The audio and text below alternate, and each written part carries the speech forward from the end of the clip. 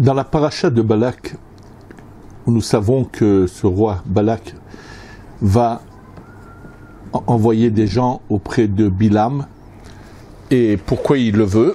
Parce qu'il se pense que c'est le seul moyen qu'il a de pouvoir ne pas perdre le combat contre le peuple d'Israël, c'est d'utiliser des forces spirituelles. C'est-à-dire que sur le plan physique et matériel, il sait que s'il va au combat, il sera battu puisque des peuples plus forts que lui ont été écrasés au combat par le peuple d'Israël. Donc il n'a aucune chance. Et il veut utiliser, quel c'est son moyen? C'est d'utiliser Bilam. Lui-même est un grand sorcier, mais avec sa sorcellerie, il n'arrive pas. Et il sait que Bilam a de la force dans la bouche.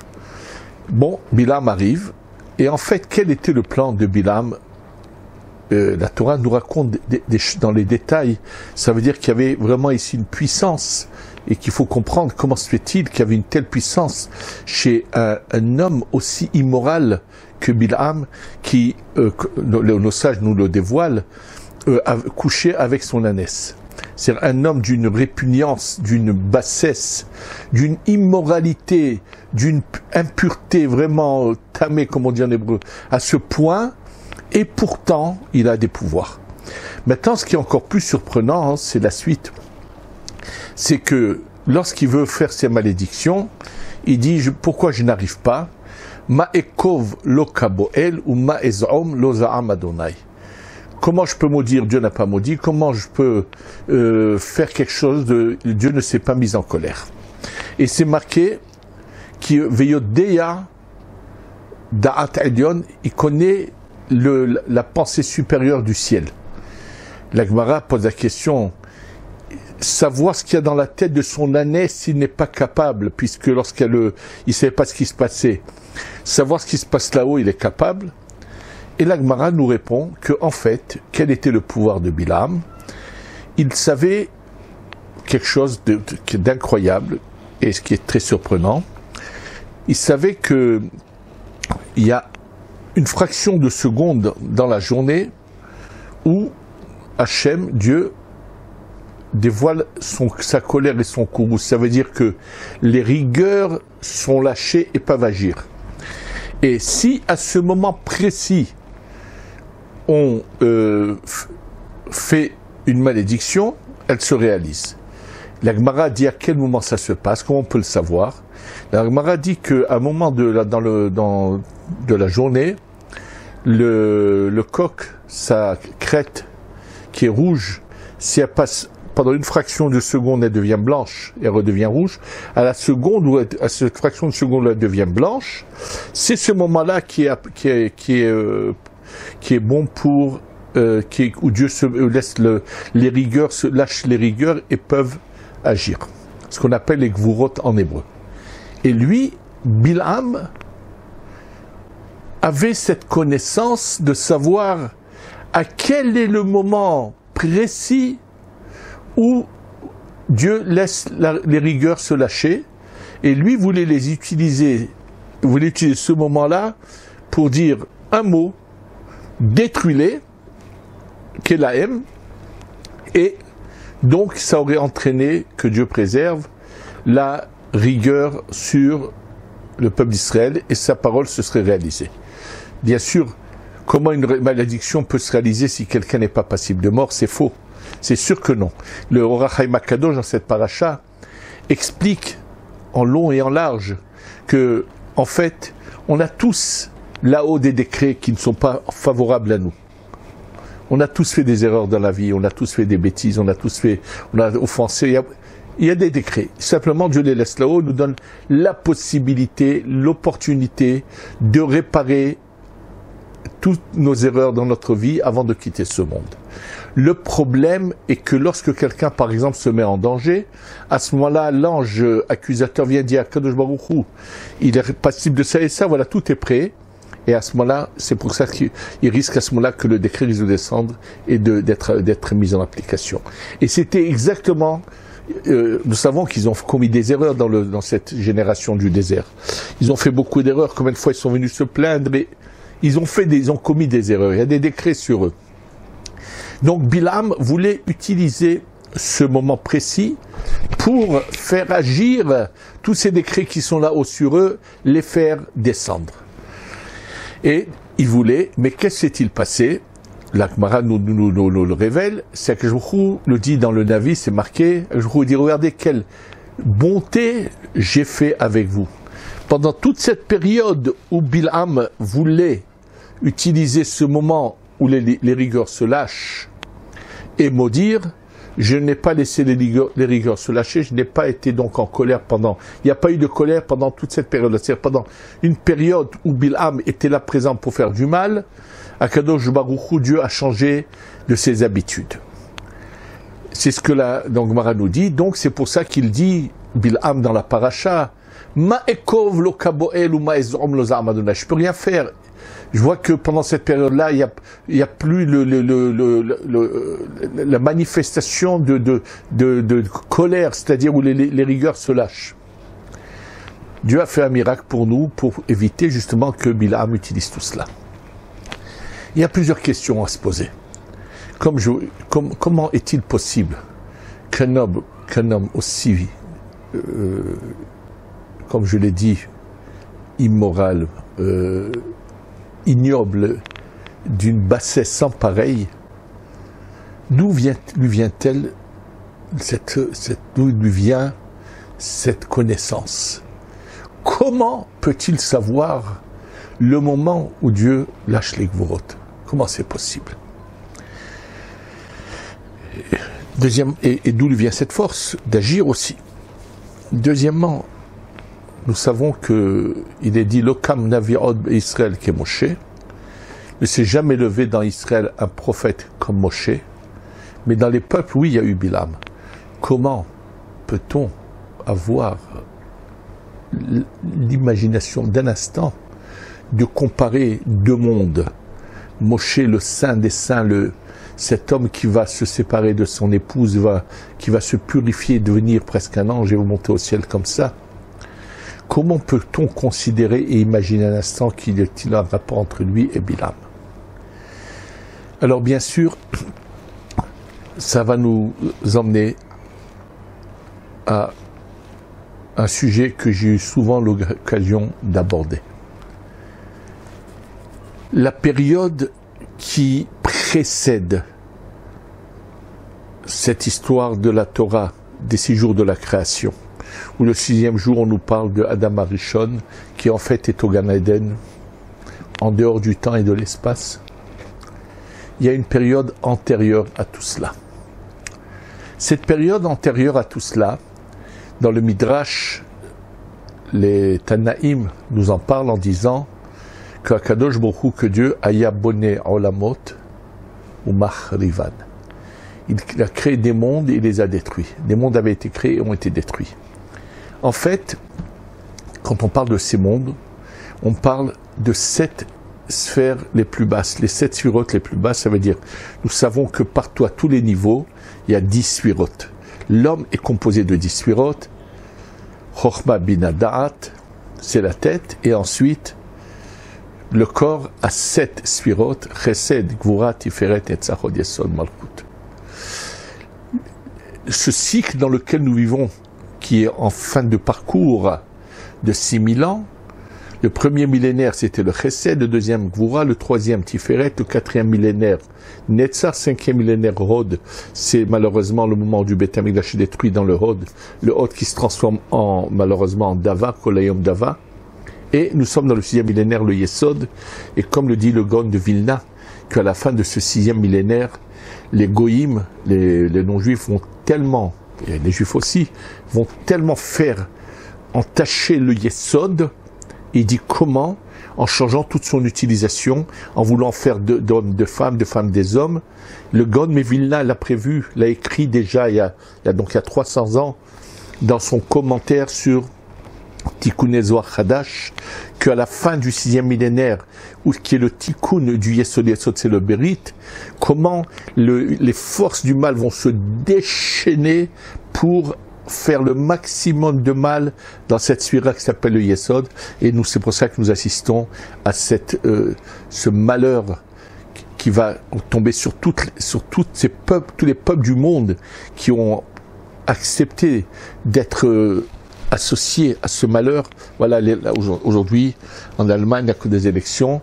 On est en train aussi de tomber dans ce piège, de tomber dans ce malheur, mais ils vont entraîner sur eux la catastrophe du Dora Amaboul, du déluge. Ça veut dire que on doit attendre d'un jour à l'autre à voir des choses terribles se passer, l'extermination pratiquement de tous les êtres pour avoir osé être aussi mauvais et aussi immoral. C'est évident qu'il se passera quelque chose comme ça, parce que Akadosh Baruch Hu attend mais n'acceptera jamais, ne punira tous ceux qui auront changé ce qu'il avait fait de bon dans le monde en créant, comme il l'a créé, les hommes qui ont besoin de s'unir aux femmes, et ainsi de suite.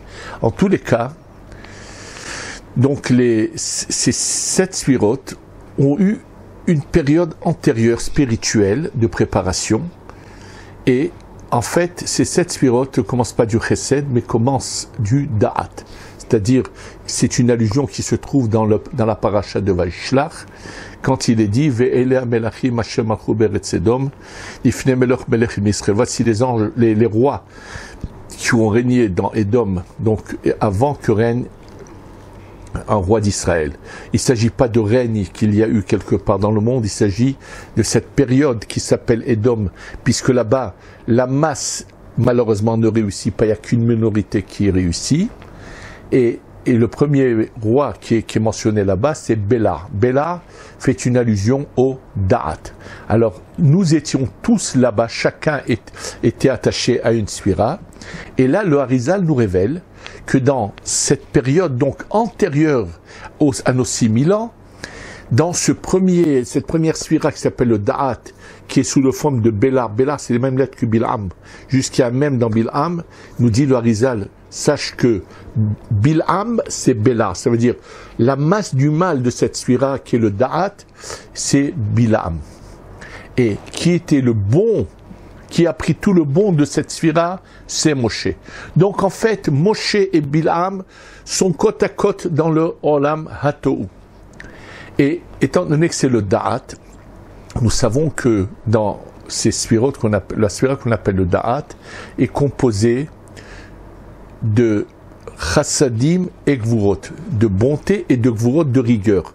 C'est-à-dire que le Da'at, c'est ce qui gère ces 6000 ans, et à chaque fois que Hachem, que Dieu veut prodiger du bien, c'est par les chassadim du Da'at qui se répandent, et les punitions viennent par les gvurot qui se répandent. Maintenant, ce Bil'am, quand il va naître dans ce monde, il a, depuis le Olam Hatou, de cette période antérieure, il a mal agi à ce moment-là, mais il y a quelques parcelles de lumière bonnes en lui, dont la plus grande majorité de ces parcelles de lumière se trouvent chez Moshe Rabbeinu, lui en a. Ça veut dire que quoi? On lui a donné quand même une chance que lui n'a pas su exploiter. Étant donné qu'il est donc attaché à un niveau si haut, et ce qu'il faut savoir, c'est que au départ, après le début de la réparation donc de notre cycle, je vous le redirai tout de suite, ce que nous révèle le Ben Ishraï, les forces du mal ont une force, une puissance sans pareille.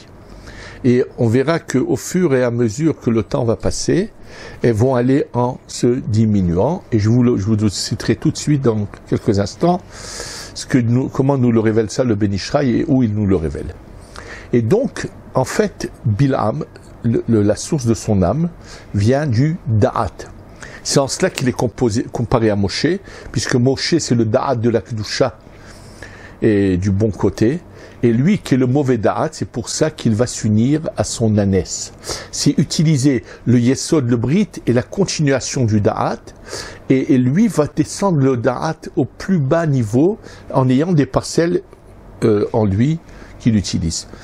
Étant donné que la source de son âme vient du Da'at, donc lui il est connecté au chassadim du Da'at et au gvurot du Da'at, et il ressent à quel moment les gvurot sont libres, lâchés et peuvent agir.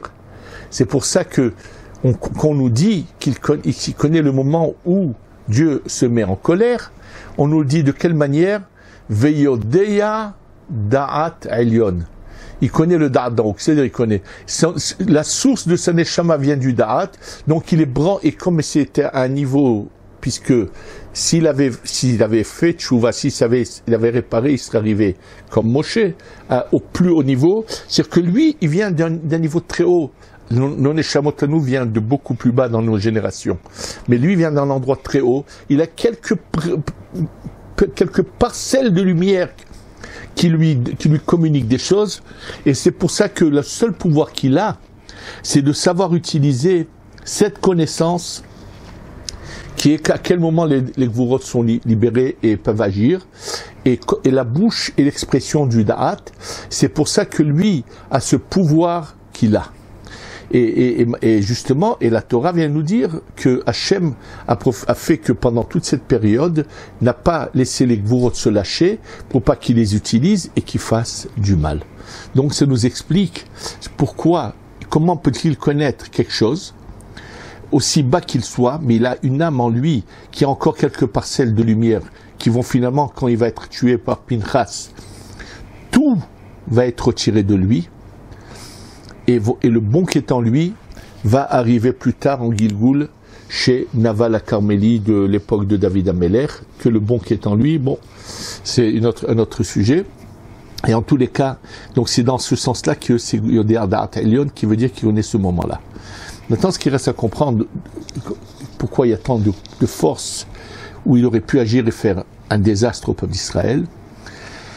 Le Ben Ishraï, dans son commentaire sur la Gemara, dans Masechet Megillah. Au début de Masechet Megillah, la Gemara nous dit que lorsque Yonatan ben Oziel, qui a écrit l'explication, a traduit la Torah en écrivant ce que nous savons le Targum Yonatan ben Oziel, qui est une sorte de midrash de traduction de la Torah expliquée, c'est marqué que la terre d'Eretz Israël a tremblé. Et une voix du ciel est sortie et a dit Migila Razazel les Banai, qui a dévoilé ce secret à mes enfants. Et le Ben Ishraï pose une question toute simple qui devrait sauter aux yeux de tous ceux qui étudient cette Gemara. Il dit ce qu'a écrit Yonatan ben Oziel dans sa traduction est uniquement l'explication des versets, c'est ce qu'on appelle le pshat, la compréhension de la Torah que tout le monde doit connaître. Et comme le dit le Ben Ishraï, il dit sur le pshat, c'est marqué qu'on doit le divulguer partout, il n'y a rien à cacher. Bahutz Tarona Berchavotiten Kola, il ramène un pasouk là-dessus, que enseigner le pshat, on l'enseigne à tout le monde et il n'y a aucun secret là-dedans. Ce qu'il a expliqué, Yonatan ben Oziel, c'est la compréhension de certains versets qui n'auraient pas eu de compréhension sans lui, qu'il est venu nous éclairer. Il dit, c'est uniquement sur la Kabbalah que c'est marqué Kavod Elohim Aster Davar. L'honneur de Dieu, c'est de cacher les choses et de ne pas faire comme ces bourricots qui vont traduire aujourd'hui en français des parties du Zohar et des choses comme ça pour se faire de la publicité, parce que ça c'est déshonorer Dieu. Là-dessus, c'est marqué qu'il faut savoir à qui enseigner, comment enseigner. Mais, donc le Ben Ishraï dit, mais qu'est-ce qu'il a fait Yonatan ben Oziel? Et là, le Ben Ishraï va nous répondre à cela en nous expliquant une chose. Nous constatons que Moshe Rabbeinu reçoit la Torah écrite uniquement. Il reçoit la Torah écrite et orale, mais la Torah écrite qui est écrite, la Torah orale n'est pas écrite. Il la transmet oralement, elle va continuer à se transmettre, et arrive un moment où Rabbeinu Akadosh, celui qui a rédigé la Mishnah, commence à écrire les Mishnayot. Commence à écrire la Torah orale. Plus tard, ça va être la Gemara, et aujourd'hui, tout est écrit. Pourquoi ce qu'a écrit Rabbeinu Akadosh n'a pas été écrit déjà par Moshe Rabbeinu à ce moment-là? Et il nous explique la chose suivante. Sache que, en fait, dans le monde du Tohu, dont je vous ai parlé ultérieurement, avant ça, le mal a dominé totalement, était en force totale. Le bon était une petite minorité. C'est-à-dire que ceux qui ont réussi aux épreuves là-bas étaient une toute petite minorité, qui ensuite se sont retrouvés au Gan Eden comme Adam Arishon et tous les tzadikim, étaient au Gan Eden. Bien sûr, que se passe-t-il? Dieu dit, tout ce mal-là, il faut quand même lui donner une chance de le réparer. Qui veut aller le réparer? Et là, les tzadikim qui sont inclus dans Adam Arishon lèvent la main et disent, nous on est d'accord. Et c'est pour ça que les tzadikim redescendent pour aider les générations. Mais au début de la création, on voit le mal se déchaîner. Le Dora Maboul, la génération du déluge, le Dora Palaga. Pourquoi? C'est la situation qui vient dans laquelle ces mondes qui ont été détruits reviennent, et le mal il est là en puissance et en force incroyable.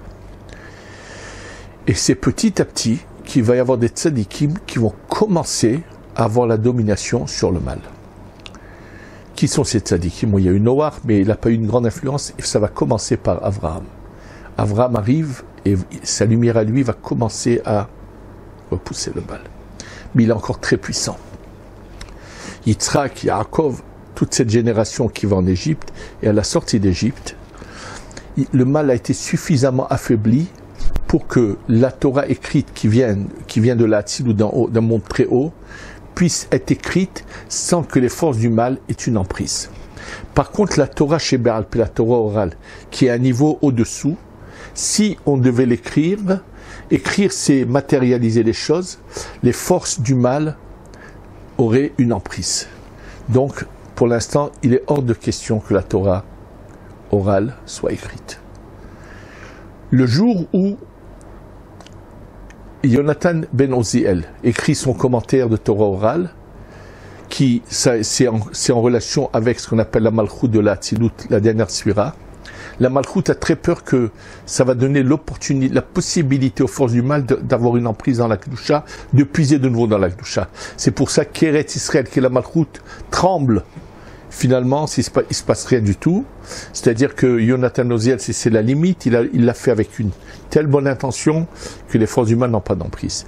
Et à ce moment-là aussi arrive un peu plus tard le moment où Rabbeinu Akadosh reçoit l'autorisation d'écrire les Mishnayot qui, elles, sont à un niveau au-dessous de la Torah écrite, mais au-dessus de la Gemara. Plus tard, l'autorisation d'écrire la Gemara, c'est au fur et à mesure avec les générations, le mal va aller en s'affaiblissant, c'est-à-dire que tous ceux qui dans le monde qui font des mitzvot, peu de lumière repousse beaucoup de ténèbres, et nous sommes à la toute fin. C'est pour ça que les forces du mal sont en train de se déchaîner, parce qu'elles sentent qu'elles vont être complètement anéanties et détruites très bientôt, et ça se déchaîne comme on le voit. Mais celui qui saura rester dans la lumière, quelle chance il aura et quelle grandeur il aura.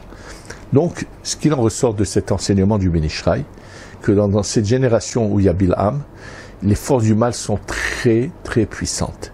Et justement, Bilham, dont la source d'âme vient de la sphira la plus haute, le Da'at, qui est donc à l'encontre du Da'at de Gdusha de Moshe Rabbeinu, avec les quelques étincelles qu'il a, il se déchaîne, il veut faire du mal.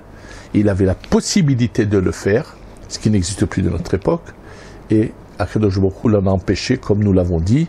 Il n'a pas lâché les gourottes pendant une certaine période.